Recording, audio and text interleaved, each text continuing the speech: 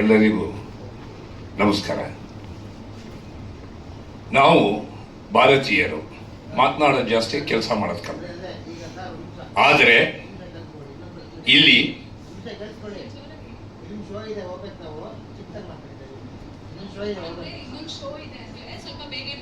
ಹೌದಾ, ಇಲ್ಲಿ ಮಾತು ಕಡಿಮೆ ಮಾಡಿ ಕೆಲಸವನ್ನು ಜಾಸ್ತಿ ಮಾಡ್ದಂಥವ್ರು. ಜೊತೆಗೆ ನನ್ನಂತ ಒಬ್ಬ ಹಿರಿಯ ಕಲಾವಿದನಿಗೆ ಇಲ್ಲಿ ಪ್ರಾರಂಭದಲ್ಲಿ ಯಂಗ್ ಗೆಟಪ್ಪಲ್ಲಿ ಬರ್ತೀನಿ, ಓಲ್ಡ್ ಗೆಟಪ್ಪಲ್ಲಿ ಬರ್ತೀನಿ, ಅದೆಲ್ಲದರ ಜೊತೆಗೆ 80 ದಿನಗಳ ಕಾಲ ನಿರಂತರವಾಗಿ ಶೂಟಿಂಗ್ ಮಾಡ್ತಾರಲ್ಲ, ಹಗಲು ರಾತ್ರಿ 4 ಗಂಟೆ ಸಮಯದಲ್ಲಿ ಬೆಳಗ್ಗೆ ಅರ್ಲಿ ಮಾರ್ನಿಂಗ್ ಎದ್ದು ನಾನು ಶೂಟಿಂಗಲ್ಲಿ ಭಾಗವಹಿಸ್ತಾ ಇದ್ದೆ.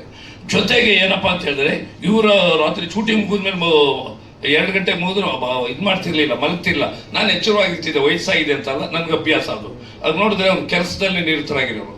ಈ ಸಿನಿಮಾ ನೋಡಿದ ಮೇಲೆ ನನಗೆ ಪಬ್ಲಿಕ್ ಒಪಿನಿಯನ್ ಕೇಳಿದ ಮೇಲೆ ನನಗೆ ಮೈಸೂರು ರಮಾನಂದ ಅಂತ ಯಾರು ಮಾತಾಡಿಸ್ತಾ ಇಲ್ಲ. ಈಗ ಹುಲಿ ಮೀಸೆ ಮುಂಜಾನೆ ನಂಜೇಗೌಡರ ಮಗ ಹುಲಿಯಪ್ಪ ಅಂತ ಮಾತಾಡ್ತಾರೆ. ಏನ್ ಹೇಳ್ಬೇಕು ಅನ್ನೋದು ಅವ್ರಿಗೆ ಗೊತ್ತಾಗೋದಿಲ್ಲ. ಎಮೋಷನಲ್ಲಿ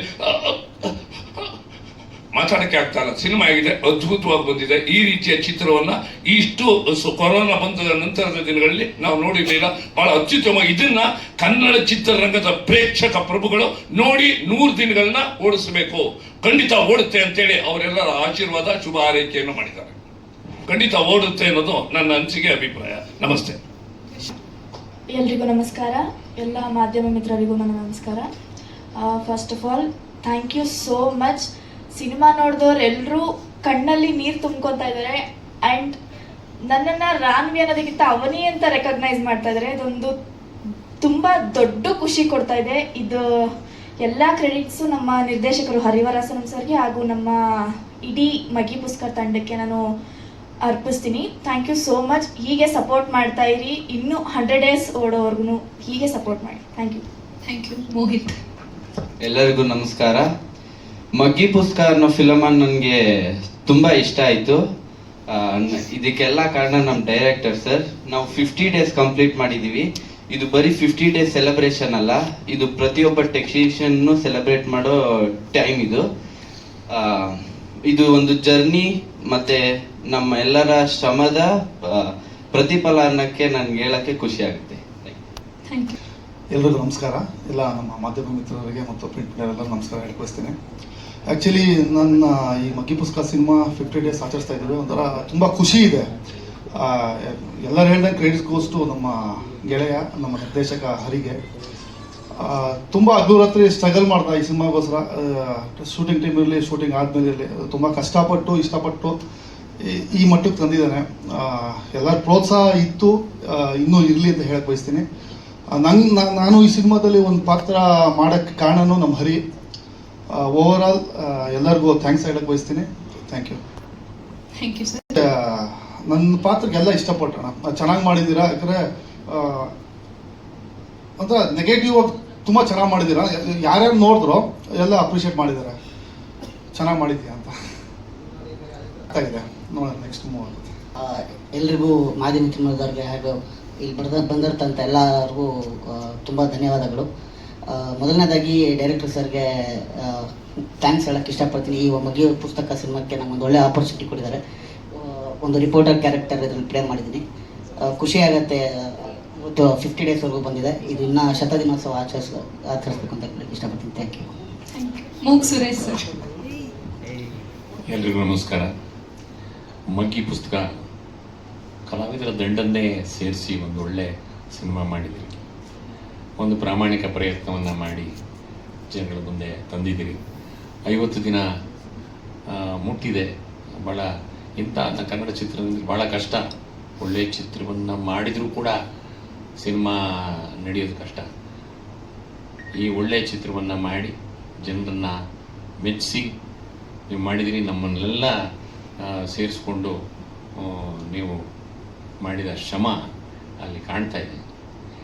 ಸುಮಾರು ಜನ ಬಂದು ಮಗ್ಗಿ ಪುಸ್ತಕದಲ್ಲಿ ನಿಮ್ಮ ಪಾತ್ರ ಮಾಡಿದ್ದೀವಿ, ನಿಮ್ಮ ಪಾತ್ರ ಚೆನ್ನಾಗಿದೆ ಅಂದರು.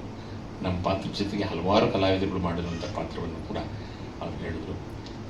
ಭಾಳ ನೀಟಾಗಿದೆ ಸಿನಿಮಾ. ನಿಮಗೆ ಇನ್ನೂ ದೊಡ್ಡ ಯಶಸ್ಸು ಸಿಗಲಿ ಅಂತ ನಾನು ಹಾರೈಸ್ತಾ, ಆಶೀರ್ವದಿಸ್ತಾ ಒಂದೆರಡು ಮಾತನ್ನು ಹಂಚ್ಕೋತಾ ಇದ್ದೀನಿ ಅಷ್ಟೇ. ಗುರು ಬ್ರಹ್ಮ ಗುರು ವಿಷ್ಣು ಗುರುದೇವ ಮಹೇಶ್ವರ ಗುರು ಸಾಕ್ಷಾತ್ ಪರಬ್ರಹ್ಮ ತಸ್ಮೈ ಶ್ರೀ ಗುರುವೇ ನಮಃ. ನಮ್ಮ ಗುರುಗಳಾದ ರಾಮಾನಂದ್ ಸರ್ಗೆ ನಮಿಸುತ್ತಾ ಮತ್ತೆ ನಮ್ಮ ಸಿನಿಮಾ ಗುರುಗಳಾದ ಹರಿ ಅವರಿಗೆ ನಮಿಸ್ತೀನಿ. ಇದೊಂದು ನಾನು ಹರಿ ಅವ್ರಿಗೆ ಬೈದಿರ್ತೀನಿ, ಏನು ಸರ್ ನೀವು ಮಕ್ಕಳ ಸಿನಿಮಾ ಮಗ್ಗಿ ಪುಸ್ತಕ ಅಂತ ಯಾರು ಹೆಂಗೆಂಗೋ ಮಾತಾಡ್ತಾರೆ ಸರ್. ಇದೊಂದು crime thriller sir, it's a political drama. ಒಂದು ಎಜುಕೇಷನ್ ಮಾಫಿಯಾ ಇದೆ ಇದರಲ್ಲಿ, ಒಂದು ಪಾಲಿಟಿಕ್ಸ್ ಇದೆ, ಆಮೇಲೆ ಇದು ವೋಟ್ ಬ್ಯಾಂಕ್ ಪಾಲಿಟಿಕ್ಸ್ ಇದೆ, ಆಮೇಲೆ ಇಟ್ಸ್ ಕ್ರೈಮ್. ಏನಾದ್ರು ಒಂದು 4 ಮಕ್ಕಳಿದಾವ ಬಿಟ್ರೆ ಈ ಸಿನಿಮಾದಲ್ಲಿ ಇರೋರೆಲ್ಲರೂ ವಿಲನ್ಗಳೇ. ಒಂದು 6-7 ಕ್ಯಾರೆಕ್ಟರ್ ಬಿಟ್ಟರೆ ಇರೋರೆಲ್ಲ ವಿಲನ್ಗಳೇ. ಟೈಮು ವಿಲನ್ನು, ಎಲ್ಲಾನು ವಿಲನ್ನೇ.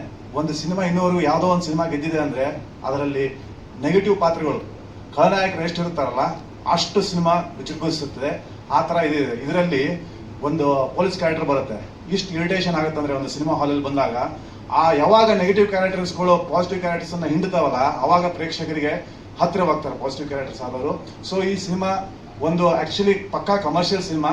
ಜನಗಳು ಕೆಲವೊಂದು ಜನ ಏನು ತಿಳ್ಕೊಂಡ್ಬರ್ತಾರೆ, ಏನೋ ಒಂದು ಆರ್ಟ್ ಮೂವಿ ಇರ್ಬೋದು, ಏನೋ ಒಂದು ಮಕ್ಕಳು ಹೇಳ್ತಿದ್ದಾರೆ, ಏನೋ ಒಂದು ವೇದಾಂತ ಹೇಳಿ ಕಳಿಸ್ಬೋದು ಅಂತ ಒಳಗಡೆ ಬರ್ತಾರೆ. ಬಂದ ಮೇಲೆ ಕಳೆದೋಗ್ಬಿಡ್ತಾರೆ. ಆಮೇಲೆ ಮೇನ್ ಈ ಸಿನಿಮಾದಲ್ಲಿ ಇರೋದು ಸ್ಟಾರ್ಟಿಂಗ್ 10 ನಿಮಿಷ ಬಿಟ್ಟು ಬರ್ತಾರೆ ಜನ. ಏನು ಹೇಳೋಕ್ಕೂ ಆಗಲ್ಲ. ಆ 10 ನಿಮಿಷದಲ್ಲಿ ಒಂದು ವಿಜುವಲ್ ಎಕ್ಸ್ಪೀರಿಯನ್ಸನ್ನೇ ಕ್ರಿಯೇಟ್ ಮಾಡಿದ್ದಾರೆ.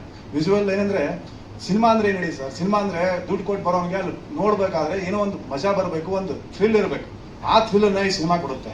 ಅದನ್ನು ಗ್ಯಾರಂಟಿಯಲ್ಲಿ ಹೇಳ್ತೀನಿ ನಾನು. ಯಾರೇ ಆಗಲಿ ಎಂಥದೇ ನೀವು ಏನೇನು ಬಂದು ಒಳಗಡೆ ಬಂದರೆ ಆ ಸಿನಿಮಾ ನೋಡಿದ್ಮೇಲೆ 10 ನಿಮಿಷ ಆ ಮನುಷ್ಯ ಕಳೆದು ಹೋಗ್ತಾನೆ, ಕನೆಕ್ಟ್ ಆಗಿಬಿಡ್ತಾನೆ.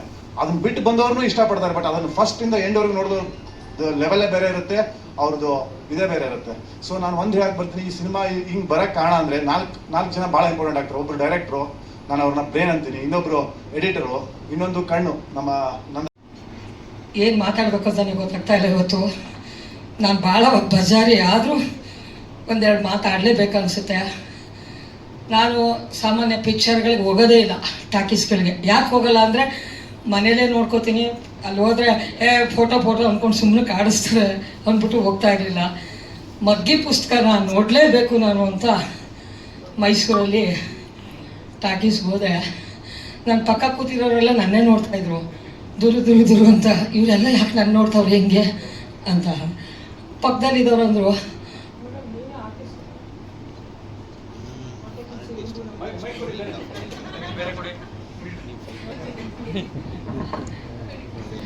ಎಲ್ಲ ನನ್ನೇ ನೋಡ್ತಾ ಇದ್ರು. ಯಾಕೆ ನೋಡ್ತಾ ಇದ್ದಾರೆ ಅಂತ ನಂಗೆ ಗಾಬರಿ ಆಯಿತು. ನನ್ನ ಕಣ್ಣಲ್ಲಿ ಸುಮ್ಮನೆ ನೀರು ಹೋಗ್ತಾನೇ ಇತ್ತು. ನಾನು ತಾಯಿಯ ಮಡಿಲಲ್ಲಿ ಅನ್ನೋ ಒಂದು ಪಿಕ್ಚರು, ಅಭಯ್ ನಾಯ್ಡು ಅವ್ರ ಪಿಕ್ಚರಲ್ಲಿ ಕಣ್ಣಲ್ಲಿ ನೀರು ಹಾಕಿದ್ದು.